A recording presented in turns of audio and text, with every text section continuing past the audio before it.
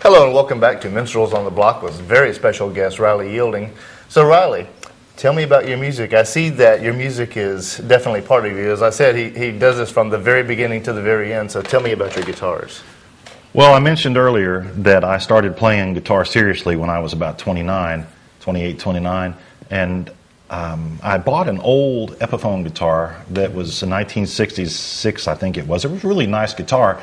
Bought it from a friend of mine that I worked with at the time, but the bridge had come off. And so everybody said, oh, you got to take that down to Mac. And I didn't know who Mac was. Mac, as it turned out, was this delightful gentleman who had been building guitars for like 40 years and doing repair work, and he used to work here in the Columbus area.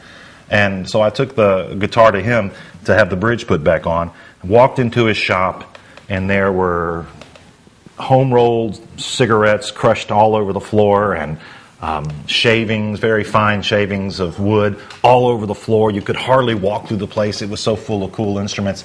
And the minute I walked in the door, I said, this is what I'm going to do. Yeah. And so I got the instrument repaired that I brought for him, and didn't really talk with him about building. I just went home and built a guitar. Wow. I bought, I didn't buy, but I checked out books from the University Library at Auburn. There were a couple of books on building. At that time, there was no YouTube. Now you can go on YouTube if you're interested in learning about building, or you can go on websites and you can get all this information. And at that time, there really was nothing. Yeah. There were a couple of 3 books that were pretty good, but most of them were so full of bad information that they were not really helpful. So essentially, I just looked very carefully inside the guitar that I had, and I tried to copy that and built one. Took it down to Mac, and he was very nice. You know, the first instrument was just really crude. But I brought it in, and he was excited about it. You know, he took it, and he looked at it, and he said, well, now you could have done this, and maybe if you'd done this might have been better, or this, you know. And we did that for, it was 10 years, you know, at least, before every guitar I took. And after 10 years, I'd made about 30 guitars, and number 30 I took in there. I remember that it was number 30. It was a Dreadnought, and it was black walnut guitar, and it was a really nice one. He just looked at it and turned it all around, and he said, you got it. Wow. And that was all he ever, you know, that was graduation day. Man. And years later, I was playing for his birthday, and Ann came up to me, and she said, that was his wife, she said, you know, Riley, Mac talks about you, and he says that you're the only one. And like that, it was really special. He was more like my father than he was a mentor. He was just like a dad, you know. We'd go in and we'd talk about stuff. I'd just sit around the shop. I wasn't his apprentice in that I was there every day and working. I just hung out with him, and he was extremely generous with what he knew. And he passed away a couple of years ago. It was a big loss, because he was the what I consider to be the last of a breed. I meet a lot of people who do building and do repair work, but they just don't know what that man knew. Yeah. I certainly don't know what he knew. I'm struggling to learn it, and I learn new things every day in doing repairs and building things. But he was an amazing person. So I was very fortunate to meet him and have the opportunity to learn some things from him. And I've been building now for about 20 years, and I'm on 110 right now.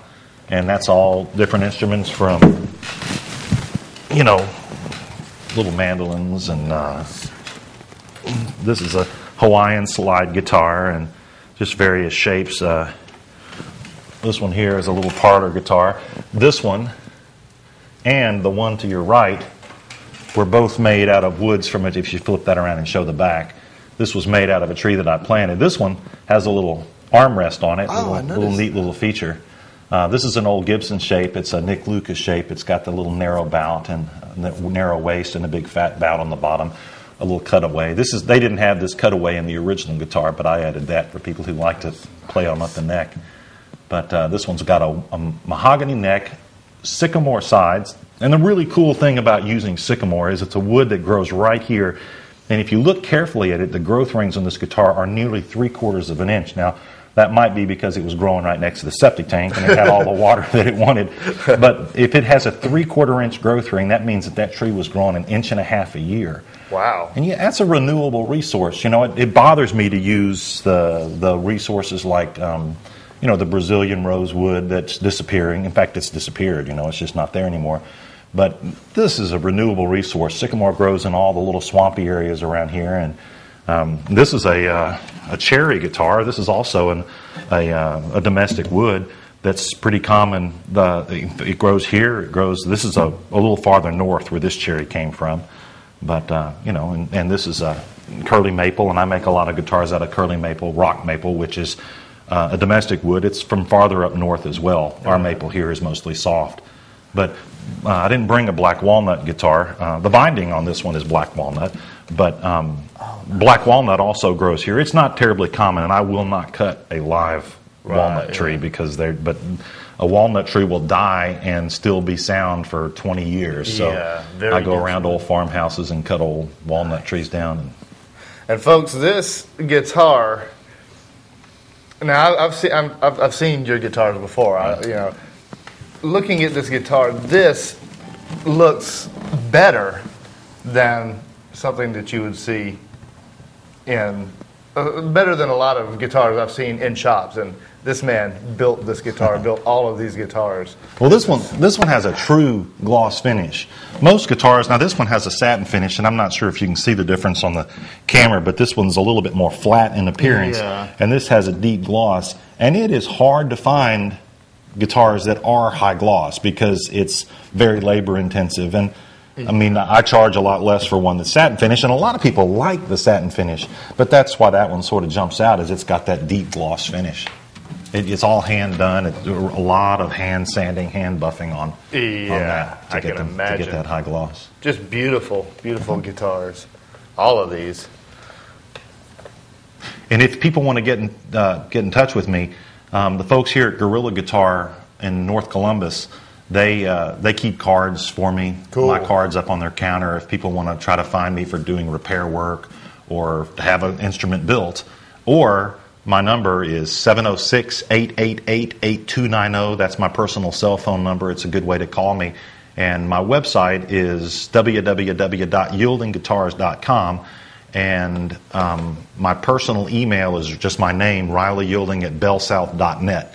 So, I mean, feel free if you got any repair work or just questions about setup on a guitar, you can call me, and I'd be happy to look at what you got. My shop's out in Beulah, but you just call me and tell me you're coming, and I'll tell you how to get there. It's pretty easy to And we'll post all the stuff for you to see, too. So cool.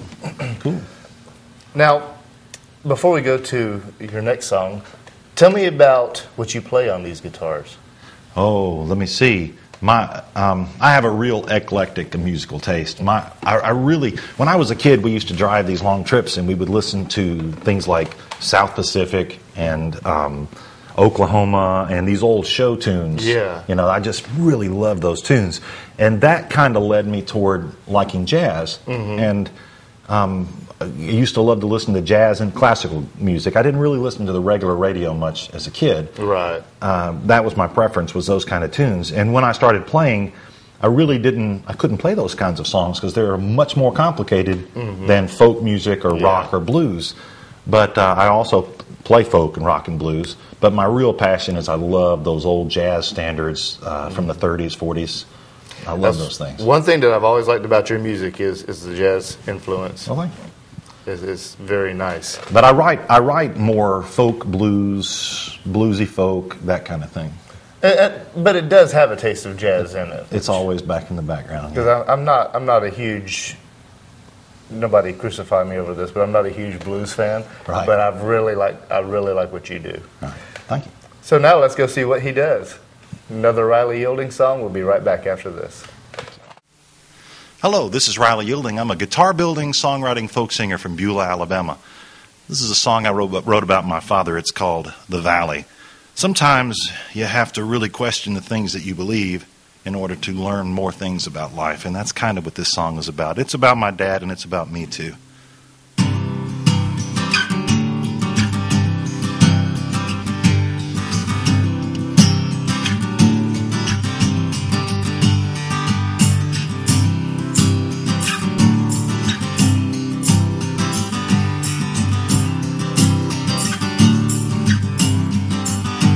I've seen the valley through my father's eyes, and he has taught me to see the truth between the lies and know my life is an acceptable disguise I long to carry.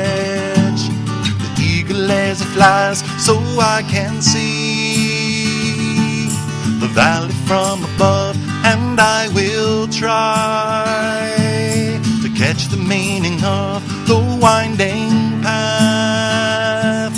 I see between the trees the time and solitude spent upon my knees.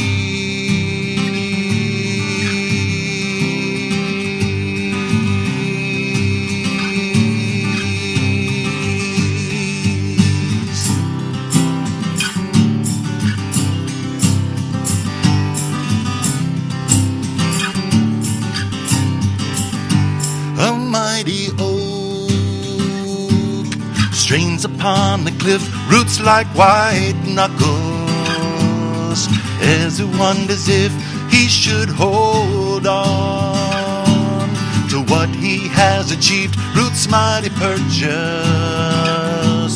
upon what he believes, 'cause now he sees the valley from above, and he believes he knows the meaning of the winding path. He sees between the trees the time and solitude spent upon his